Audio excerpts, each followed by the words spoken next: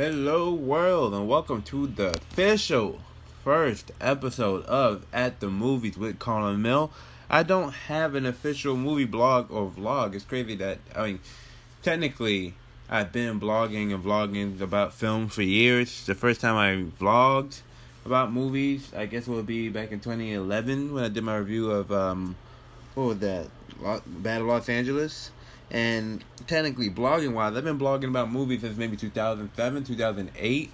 But I was originally blogging on the Mr. Hollywood blog spot, I believe, or Mr. Hollywood movie review. That's my original blog site for movies. But I ended up signing into my photo bucket not too long ago, and it messed up all the images and the thumbnails. So now it's just a whole bunch of text and bad images. So it doesn't really work out no more. But for the longest, I've been telling myself I'm going to do a new movie related series. I want to do a series where I get to talk about films, I can talk about filmmaking, movie news, movie reviews, all of that jazz. And you've seen I have shows like Ask Carlemile or 3 Reasons Why This Movie Suck. I had 3 Reasons Why Hitman's Bodyguard suck, 3 Reasons Why Power Rangers suck, 3 Reasons Why All Eyes on Me suck. But I still was like, I need a new series where I really get to talk about films. So, here we are at the movies with Carlemile. Now, granted, I'm not at the movies where I'm doing this podcast. It's now 2 o'clock a.m., Wednesday, August 15, 2018. I just came back from seeing the film, The Meg. This is like maybe the 3rd time I tried to see this film. I will get into that later on to the show, but cause we got a lot of stuff we got to get into today. We got to talk about the new Arm trailer, the Green Book trailer, the What Men Want trailer. We got to talk about the Twilight Zone reboot. We got to talk what's going on with Moviepass, and we're going to talk as someone who's a subscriber. Me, I'm a subscriber to Moviepass, so if anybody's going to tell you what the deal with Moviepass, you might as well learn from somebody who would actually put money down for this. And then we'll get back to my review of the movie The Meg. So, today, GVN Releasing has debuted the official U.S. trailer for a conspiracy thriller titled Armed. Now, the reason why it got my attention is because the film is written, directed, and stars Africa. I'm sorry, guys. It's really late. The film is written and directed and stars the African-American, or sometimes he'll claim Afro-Mexican, actor Mario Van Peebles. And I'm a fan of Mario Van Peebles. I love films such as New Jack City, Posse, Panther. Those are actually my top 3 films by Mario Van Peebles. Oh, and Badass, the film that was based off of his father making the film Sweet Badass Song. And I met his father, Melvin, so shout out to Melvin Van Peebles. But in this film, he plays a U.S. Marshal struggling to put his life together after a raid gone wrong. A colleague reappears in his life and explains all the survivors of the unit are suffering the same symptoms and there may be a larger conspiracy at hand. The trailer don't look too great, but the story sounds like it could be interesting. The film also stars Ryan Guzman. You got Columbus Short in there, Laz Alonso. I wasn't sold too much on the trailer, but I love the director's work. I didn't like his last couple films. All Things Fall Apart, We the Party. I wasn't really digging those films lately, but we'll see how this one comes out. It's going to be in select theaters and video on demand September 14th. Another trailer I saw today, which I was really impressed by, was Green Book. Now, this film, if you see the trailer doesn't really explain why the film is called Green Book, but Green Book, back in the day, there used to be an actual book. I forgot the name, the exact name. I have a copy of it on one of my hard drives, but there was a book that when, black folks were going out of town, the book would tell them exactly where was it safe for them to stop at. I always thought that story would have made a great suspense thriller, but we didn't get a suspense thriller. We got a road trip drama / comedy. The film is actually directed by Peter Farrelly, the co-director of comedies like Dumb and Dumber, There's Something About Mary, Me, Myself, and Irene. My favorite movie he did with his brother was Stuck on You. But this one is not like his other film. In this film, you got Tony Lip, who was played by Viggo Mortensen, who I always thought his greatest performance was in films such as what's the movie? I can't think of it now. Violence, A History of Violence, and what was that Russian movie? There was a movie. There was an. It's crazy. I brought this up so many times when I was talking about Red Sparrow, but now I can't think about it. Broken Promises, Eastern Promises. I always thought he was great in that, but he played the bouncer from an Italian American neighborhood in the Bronx, and he's hired to drive Dr. Don Shirley, played by I can never pronounce his name, Mahershala Ali, Academy Award winning Mahershala Ali, who's playing a world-class black pianist on a concert tour from Manhattan to the Deep South, and they must rely on the Green Book to guide them to a few establishments that were safer for African Americans. So through the film, they're confronted with racism, danger, and all the stuff, from unexpected humanity and humor as they're forced to set aside differences to survive and drive on the journey of a lifetime. The film looks good. It's Oscar bait. I definitely see that. I could definitely see Ali have another great performance. I didn't see him in Moonlight, but I've seen him in films such as Kicks, and I thought Kicks was a really great film. So I'm definitely planning on checking out Green Book. And another trailer I saw today, this will be the last thing we're going to mention about trailer today, was from Paramount Players. Paramount Players is a division from Paramount Pictures, and not really the actual full-out Paramount Pictures. Paramount Players is like a division for contemporary films for different, demographics. And from what I've been seeing so far, it's mostly been from an urban demographic. Paramount Players has pushed out a trailer so far. The first one was for Tyler Perry's Nobody's Fool, but, interesting enough, they're not presenting it as Tyler Perry presents Tyler Perry's Nobody's Fool. It's just Nobody's Fool. Paramount Players, BET Films, and Tyler Perry production. And now with this one, we got a Will Packer production, and Paramount Player just dropped the trailer for What Women Want. Now, What Women Want is actually, I don't know if it's a reboot or a remake of what. No, I'm sorry. Did I just say What Women Want? I meant to say What Men Want. But that's the name of the film. The film is called What Men Want. I'm actually thinking about the original film, What Women Want. But Taraji P. Henson plays a successful sport agent who's constantly boxed out of, from her male, she's always missing out on opportunities because of her male colleagues. So when she didn't get the promotion that she needs, she finds herself getting the ability to hear men's thoughts. Now, I've saw the original film plenty of times with Mel Gibson. I enjoyed the film with Mel Gibson. This film is nothing like the film with Mel Gibson. I saw the trailer and I was like, oh, this is nothing like that film. And that's actually a good thing. I enjoy it. I like how they got Erykah Badu in here. And Richard Roundtree. You got Tracy Morgan. The film was directed by the guy who directed The Wedding Planner, Bring It Down the House, Hairspray, Rock of Ages. And it's written by Nancy Myers, who I enjoy her work. Father of the Bride, Something Gotta Give, The Holiday.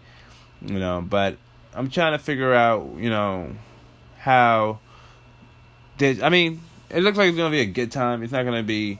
It doesn't look like it's gonna give me some new insights on, life.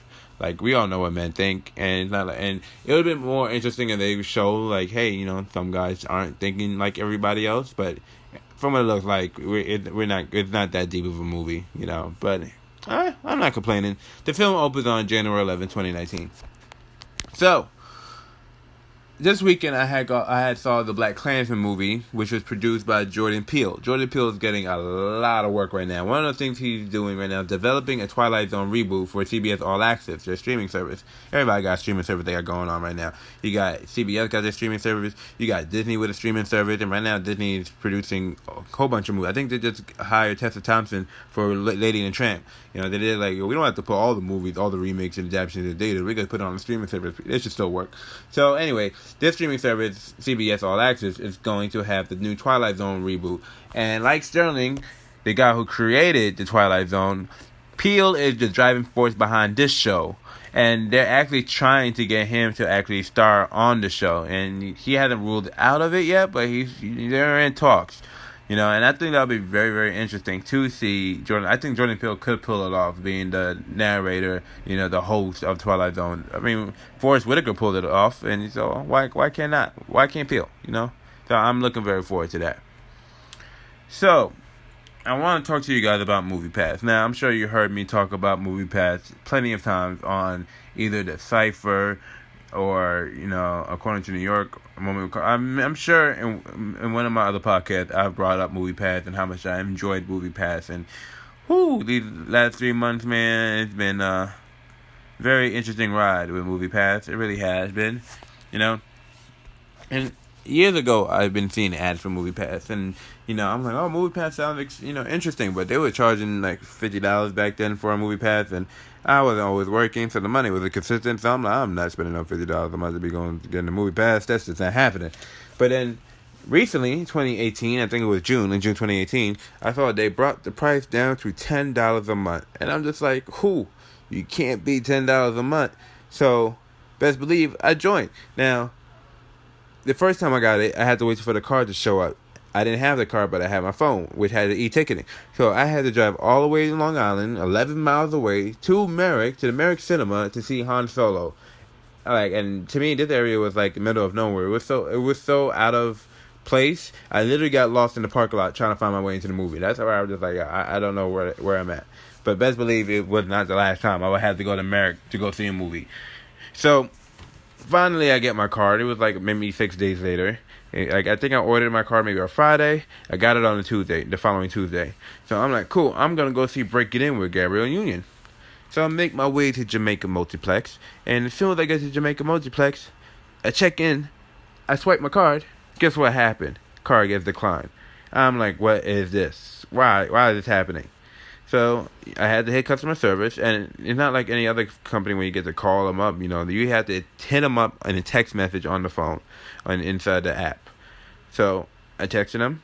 I waited. The movie started playing. So I'm just like, well, it looks like I'm not going to see Break It In today. So I started walking to my car, and as soon as I got inside the car, I get a hit up, and I get the okay to go see the movie. I run back and go try to catch the movie. And then from there, I was in what I called the honeymoon stage. So every chance I got, I went to go see the movie. Then I think that following week, I think I saw Hotel Artemis. What was the next movie I saw after that? I think it was Hotel Artemis what I saw, but I definitely was I was in a different place at that moment. I felt so good. It was like the movie theater became the movie theater always been my second home, but now I had a reason to show up every single day. I couldn't always just show up every single day, but now I had a reason to show up every single day. So after I saw Breaking In, I went and saw Upgrade. After Upgrade, I went and saw Avengers again, Infinity War. And it was my second time I saw Infinity War, because I saw Infinity War 2 months before, when the first time it was released. So I saw Infinity War again, this time through Moviepass. Scarface was playing again for the 35th anniversary, so I made sure I showed up to see Scarface for the first time on the big screen. Then I saw Action Point, Hotel Artemis, Superfly. And Superfly was the first time where I had my first problem since I got Moviepass. At that moment, every day, go to the movie theater, no problem. Swipe, get my ticket, go in, sit down, enjoy the movie, send it, take a picture of the ticket to send a verification, all good and dandy, right? Then, one day, I find out, Superfly is supposed to be playing at 10 a.m. on Jamaica Avenue, Jamaica Multiplex. So I'm like, bet, I'm going to catch that show. It'll be somewhere between 10 a.m. and 11 a.m. So, I get to the movie, and the door is locked. I look at the app. I'm like, the app says the movie should be playing at this moment. Trying to open this door. Door ain't opening. So I'm just like, okay, I'm here too early. So I have to go to the library and chill for a couple hours and then come back. But that was the first problem. But I'm like, nah, that's not too big of a problem. I'm okay on that. The next problem I had is when Incredibles 2 came out. So I was excited to see Incredibles 2. Me and my boy's coming with me. I told him to get a movie pass. He didn't get his movie pass, so he's going to pay for his ticket. I'm like, all right, cool. You go pay for your ticket. I'm going to go ahead and go on my Moviepass app and go get me my ticket to see Incredibles 2. I get on the app, and then the app tells me I am not allowed to go see Incredibles 2 yet. If I want to see Incredibles 2, I have to go all the way back to Long Island, 11 miles away to use e-ticketing. I'm like, well, that's not happening. I'm not driving 11 miles, especially because my boy just bought his ticket. I'm just going to have to buy a ticket to something else. So I had to buy a ticket to Deadpool 2, which I saw months before.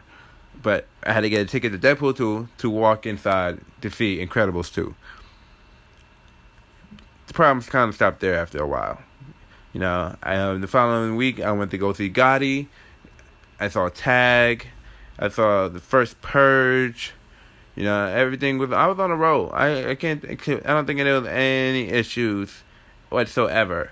I can't recall any issues after that. I've never seen Whitney, Sicario 2. Ant-Man and the Wasp, and that one, that was the first time I went to an AMC theater using my Moviepass, and it worked out. And if anything, that's one thing I appreciate about the Moviepass was it would allow me to go to different movie theaters and try, see different movies on different screens, and I wasn't going to the same movie theater every time. I had to get out my environment, get out my comfort zone to see certain pictures, and I enjoy that. I wish I'd spent more time going to see more indie movies, because there was a lot more indie films that they were offering on Moviepass. I'm not sure that we'll get there in a second. So from there, I saw Sorry to Bother You, Skyscraper, Equalizer 2, Uncle Drew. I ended up sneaking into Sorry to Bother You when I went to go see Uncle Drew. I had to get a ticket to an Indian movie that I really didn't want to see, just so I could go back to see Equalizer 2 again. I went to see Mission Impossible Fallout. And then the biggest issue with Mission Impossible Fallout was I had to go all the way back again to Merrick Cinema, 11 miles away from home. Same thing when Blindspotting came out. Blindspotting, matter of fact, I couldn't see anywhere. It took me weeks before I could see Blindspotting. Moviepass used to allow people to see a movie more than once. I had to get tickets to Teen Titan, go to the movies, and Hotel Transylvania to go sneak in to see Mission Impossible again 2 more times. Now, granted, I didn't get to stay those 2 times, but still, it's just like, come on, why did I have to get a ticket to a movie I'm not going to go see just so I could see the movie I wanted to see? Then I saw The Spy Who Dumped Me, and The Spy Who Dumped Me is crazy because I had nothing but free tickets to see Spy Who Dumped Me. Moviepass offers sometimes free screenings to see, advanced screenings. They had an advanced screening for Blindspotting, my dumb ass didn't go, and they also had an advanced screening for The Spy Who Dumped Me, but that time I was out of town. And then after that Adam sent me, a coupon code for me to see that same movie for free. So apparently somebody was like trying to get as much people as possible to go see this movie. Then after that, I saw Christopher Robin, Jurassic Park 5, which is Jurassic World 2, and then I had to sneak. Well, what happened was, I bought a ticket to Slenderman, and then I exchanged it for the Meg. And the same day, I went and go see the Black Klansman, but because I had so much loyalty points from going to the Showcase Cinema, I was able to get a free ticket to see Black Klansman. And then because I had no time to see the Meg that day, I had to go and see Meg again. So, yesterday, while I was in the city, I saw on my Moviepass that the AMC theater nearby will allow me to see the Meg. So I'm like, oh, bet. Confirm the ticket. I confirm the ticket. I walk a mile to that movie theater. I get to the movie theater. I swipe the card. Card is declined. I'm like, whoa. Hold up. She's like, did you confirm it? I'm like, yes, I have confirmed it. She's like, well, maybe you have to get out of it and confirm it again. I got out of it. Try to confirm it again. Now the movie app is asking me for the picture of the ticket to verify. And I'm like, wait, that don't make no sense. I didn't even get a ticket. Why are you asking me to verify a ticket I didn't even get? So, once again, I had to hit up Moviepass. And I'm waiting, and I'm waiting, and I'm waiting, and I'm realizing I'm going to be here forever. I got to go. So I left. I kept hitting them up, and I'm telling them, like, hey, if I don't hear from you guys soon, I'm just going to end up canceling the service, because this doesn't make no sense, because, they keep changing, since all this stuff that's been going, that's been happening to me with, me going back and forth to the movie theaters. There's a lot of stuff that's been going on with Moviepass that's been messing up. There's a small availability of the films. So now I'm going from like different theaters. I really had to travel to different theaters to see certain movies because even though it was playing on Jamaica, I couldn't see it on Jamaica. I had to go somewhere else.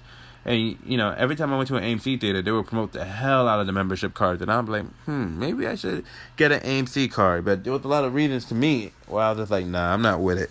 Because, one, it's $20 a month, which is, double of how much you're paying for Moviepass. Second, they want a 3-month commitment. So you're paying $60 instead of $20, for the first 3 months. You got to get out the way. You don't get to see all the AMC movies. You do get Dolby Cinema, IMAX, Real D, 3D, and you don't get that at with Moviepass, but you don't get you don't get all the special events, which could be like the fan events, the Phantom events, and then I could at least got that with Moviepass. You know what I mean? And Moviepass will at least show movies like there's some movie theaters in New York like Nighthawk Cinema. They have these old movies like Brunch. They have these brunch movies events or whatever, and they play films like Purple Rain and AMC is not gonna get. I don't. That's special screenings. So, but you're able to see 3 movies every week. For $19.95 plus tax a month. So just like, maybe it's something I should check out. You know what I mean? And I'm just like, nah. I'm gonna hold on to Moviepass. Cause Moviepass is black owned, and you gotta support black owned businesses. So I'm just like, all right. I mean, Yes, guys, I know you see Mitch Lowe a lot. That's a white dude, but he's just the CEO. There's black owners, white workers, but it's no longer a reason for me to hold on to this business. So, what to call it? One of the things that had me like maybe I have to leave this company was the fact that they started adding all these surcharges, these peak hours for when you can go see a movie. I'm like, that's not the LRR. Why y'all charging me to go see a movie at this time compared to if I go see a movie at another time? You know what I mean? And then there was times where I go on my phone to go see a movie and then the screening stopped, and it was like, oh, there's no more screenings in your area. Like literally, I'd be like, all right, let me look at my phone. Oh, I could catch a 7:00 show. Bet. Let me get ready. 6:30. Look at my phone. No more screenings. Wait, what happened? 30 minutes ago, you said I could go see this movie. Not anymore. Now you got to go all the way to Merrick to try to catch it. Like, why? Why are you doing this to me? Why are you doing this to me? It was making it hard for me to plan my day because you never knew whether the movie was going to keep playing or not on your phone. Like, you had to catch the movie before the app stopped working. And like, I stopped calling my Moviepass and started calling my Merrick Pass. So, after a while, I'm just like, I don't know. I'm gonna hold on to this though. I enjoy this, and I want to be able to go see these indie movies or these old films and stuff like that. And then they started all this talking about changing the price. First, they were talking about $15 a month, and I was like, with the amount of movies that I see, $15 a month is still not bad. Not that bad. I'd be seeing like 20 movies on this thing, so a month. So it's like it's not that bad. And then they brought it down. They say, no, we're not changing the price. But you know what we're going to do? We're going to shrink the business model down. So instead of unlimited movies, you can see 3 films a month and only have 2 options every day. So, like, this week, the only option was, like, Mission Impossible and Slender Man. And I'm like, wait, why am I only getting 2 options a day? Like, every day I had option to see a whole bunch of movies. And now I'm only got the option to see 2 different movies a day. And I only can see 3 movies a month now. So, after what happened with me at AMC, I'm just like, I'm canceling. I can't do this anymore. I can't do this. So I canceled it yesterday. And last night, I found out that some users, even though they had canceled their Moviepass subscription, they had automatically opted into this new subscription plan where you only can see 3 films a month, where 2 options a day. And what they call it? They get a note at the bottom of the email that said that opt into the new plan will take priority over the cancellation. Many of the users are complaining that they can't re-cancel Moviepass and receive an error message when they attempt to do so. So I canceled it last night. I don't know. They're gonna try to pigeonhole me into my subscription plan because I'm still using my Moviepass right now because I got until at least the 27th. But I guess we will see. I will hope they'll allow me to cancel my subscription. But if they don't, I will see what happens, because to be honest, I had second thoughts after I did it. Like, damn, I'm not going to be able to go see the indie joints. I'm not going to be able to see the small joints. I'm not going to be able to see the throwbacks. But at the same time, it's like, I got a job now. I could go pay for those. It's not that big of a deal. You know what I mean? I could just I'll pay out of pocket for those movies because, like I said, Nighthawk Cinema be having these events and, with Moviepass, you got to buy that stuff the day of and some of the stuff gets sold out. So you can't wait till the day of to go ahead and get those movies. Get the ticket to see those movies. Now, there's been times and stories I've heard that, Moviepass will reimburse you for paying for a movie ticket, but, it's not a chance I could really take these days. Especially when they over here are borrowing $5 million so people could go to the movies. Because during the summer, they lost so much money because of people like me going to the movies almost every single day that they had to borrow more money so that people could keep going to the movies. Because with Moviepass, these guys are basically paying for everybody's movie tickets. So they basically pay for like maybe 21 movies for me to see this summer, and I thank you guys for it.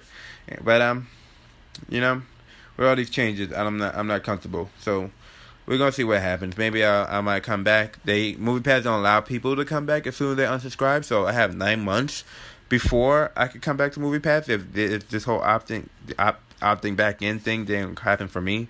But I guess we'll see what happens. But if my plan is to move towards AMC and see how they work, and I'm gonna try to test all the movie subscription services and see how they work out. So, finally, we are at the review of The Meg. The Meg is the movie I saw this evening. Now, like I said, this is not the first time it's not the first time I tried to see the film The Meg. The first time I saw it was literally last Saturday when I went to go see The Black Klansman, and I will do a review for Black Klansman soon. But after seeing Black Klansman, I was like, I needed an escape. I needed to see a fun, entertaining movie, a good popcorn movie. And The Meg was definitely that movie. Now, because I had to go record the Freshest podcast that's played on FreshestRadio.com every Monday, 8 p.m., I was like, okay, I gotta get to work. I can't sit here and watch movies all day, especially because that's my second movie of the day. I was like, I just gotta see it another time. So, of course, you guys know I didn't get to see it in the city when I tried to see it at AMC at the Lowe's Theater. So today I had to go all the way back to Merrick again to go see this film. Now, The Meg is based off the science fiction horror of the same name. To me, I really had a good time when I was watching it the first time at the Showcase Cinema and Linden Multiplex, so I was like, I gotta go back. Now, The Meg, what I didn't get out of Jurassic World 2, or any of the Jurassic World movies since the second movie, I got out of this film. The plot follows a group of scientists who encounter a prehistoric 25 meter long megalodon shark. With time running out, expert deep-sea rescue diver Jonas Taylor, played by Jason Statham, is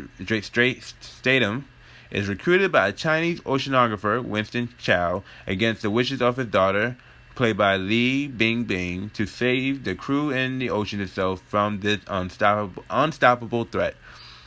So, interesting enough, this movie is definitely a co-production between America and China. There's been a lot of these movies lately where it's clear that this movie is not really made or tailored for an American audience. It's really made for an audience overseas, but because they star Americans, they could kind of sell over here. And the film definitely did well. The film was definitely successful in China, making 50.3 million this weekend. And I believe that's making a full total of 90. Because over here over here, I believe it made $96.8 million. So altogether, globally, it made 141.3 million, and which is really really good because their budget is around that. I believe it's $100 million movie. So and it needs to make at least $300 million to make its money back. So it may be on the right track because films like these, they do these co-productions because the movies are expensive. They need to find other people to help fund these movies. Now one way they will fund the movie is be like, oh, Coca-Cola, give me $1 million, and I show Coca-Cola throughout the whole movie. Or like, oh, Auntie Anne's, give me $1 million. I show your pretzels all day. You know what I mean? Oh, Mott's applesauce, give me $1 million. I'm gonna have my character eat your applesauce. It's just Snapple. I could go on all day. They'll get a brand and be like, hey, give me some money for this movie. I'll show your brand in the movie. And some states are like that. Like, hey, give me some money for this movie. I'll shoot my movie in your state. And now you see it's also like that with different countries. And, China, I'm not going to get into a whole conversation about China, but, they fund a lot of our projects. Gravity Pictures is one of the companies that produced this film. Legendary is owned by the Rwanda Group. I believe they were bought by Rwanda Group, but they may have some issues because of some turmoil that they got into. But they also bought AMC Theaters, and Rwanda Group is a company overseas that they have a lot of real estate. You know what I mean? They got the AMC Theaters, all 8,200 cinema screens globally. And I think they paid $2.6 billion for that. They own yacht companies, they own sports media company, marketing companies, Hoyt Cinema in Australia, New Zealand. They got Legendary Entertainment, which is a movie production studio. They bought that in 2016 for $3.5 billion. And Legendary produced films such as, you got Straight Outta Compton, you got the new Black Klansman movie that just dropped. They had that The Rock film that did recently, the Skyscraper. I believe they also was part of that. They had the Rwanda Film Holding, which is a Chinese movie studio. But these guys, they basically they're not some nobodies overseas. You know what I mean? So, in America, we get a lot of films now where, they're co-productions. Now some film works out, some films don't. Like, there was that film with Matt Damon, The Great Wall, that came out recently, and that, I didn't see it. I wasn't interested in it. But, this film, it works. Even though this was tailored for an Asian, not even an Asian, for but now this film was tailored for, the Chinese audience. But, it still worked over here. Because when I saw the film in theaters, the audience were laughing. They were all entertained by it. Like, they brought the kids. It's definitely one of those summer movies that you can, it's definitely one of those movies you end the summer with. You know what I mean? It's a fun, dumb popcorn movie. And, it's fun for everybody around the world to watch, And it's like, the last movie before the kids go back to school. All the big blockbusters already played, So it's like the last showing of the summer type of thing, you know what I mean? You know, the film is not as scary as I expected it was going to be. I thought it was going to be as scary as film like Final Destination, but it has plenty of jump scares. Enough jump scares to give you your fix of suspense. I found the film really entertaining. You know, I remember John Campea said Jason Statham wasn't a good fit for this film. I like John, but he had no clue what he's talking about. Jason Statham was perfect for this film. You know, the film is very cliche though. At times, I feel like I was watching $100 million Aslam studio movie. Aslam was the guy that did the Sharknado movies, but this film doesn't shy away from being the B movie that it is. It does its best to keep raising the stakes every 15 minutes before it starts getting stale, without needing a shot of Jason punching the shark, which for some reason I thought was going to happen eventually. The film was directed by the guy who directed films such as what was it, National Treasure, and you know, the film was not a horror movie. I definitely never felt like it was a horror movie. It has a lot of uh-ohs and oh shits that lead to an oh my god, but it's not a horror movie. I do wish I saw it in IMAX 3D, you know, but you know, I don't consider this film a horror movie. Compared to films such as like A Deep Blue Sea, a Jaws, you know, or like I said, like a Final Destination. Those movies, you know, you get creeped out a little bit, but this movie is not a horror movie. It's definitely an escape. I found it to be an adventure movie. It's really fun. The script is decent. The cast is great. It's definitely a good time. But like I said, it's not really a horror movie. Like, remember when the Aliens movies started becoming more of an action genre? You know, like the second film, Aliens. Remember, it didn't feel as much of a horror film like the first film. It just felt more like an adventure storyline. You know, I feel like with this film, it's definitely like that. You know, it's not too scientific where you question everything. Everything's believable. It makes sense. You know, everything where Skyscraper or Jurassic Park went wrong, this film got it right.